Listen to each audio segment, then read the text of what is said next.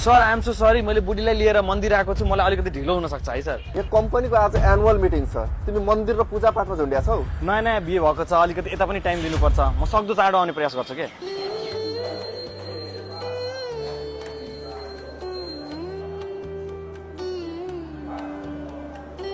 सुन्नु न, अबिर र केसरी त ल्याउनै बिर्से, कतैबाट शिवालयको अबिर र केसरी ल्याइदिनु न, नभए पूजा नै रोकिन्छ। छोरी मान्छेको चोइसै आफ्नो हुन्छ। कस्मेटिक्स त ब्रान्डेड चाहिएकै हुन्थ्यो, अब अबिर पनि उसले चुज गरेको ब्रान्डको दिनुपर्छ क्या। भाइ शिवालयको अबिर र केसरी जाऊ त। भाइ तिमी गीता आमाको नाति होइन? उहाँ पहिला मन्दिरमा धेरै आउँथ्यो, भजन कीर्तनमा हामी हेर्थ्यौँ उहाँलाई। तिम्रो टिको टालोमा पनि अबिर यहीँबाट लानु भएको थियो।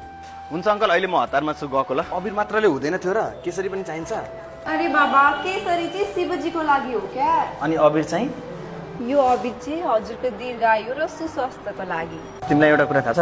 हजुरलाई पनि एउटा कुरा थाहा छ? के कुरा? हामीले 16 पल्ट लुकेर होली खेल्दाखेरि मैले शिवालयकै अबिर लगाइदिएको थिएँ नि हजुरलाई।